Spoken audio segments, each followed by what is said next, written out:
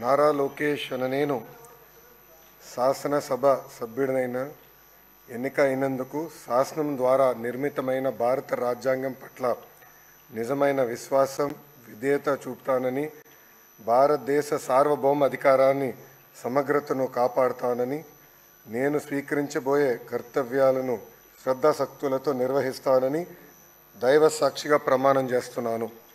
ఆంధ్రప్రదేశ్ శాసనసభ సభ్యుడైన నారా లోకేష్ అనే నేను సభ నియమాల్లో కట్టుబడి ఉంటానని, వాటిని అనుసరిస్తానని, సభ మర్యాదలను పాటిస్తానని, సాంప్రదాయాలను గౌరవిస్తానని దైవ సాక్షిగా ప్రమాణం చేస్తున్నాను.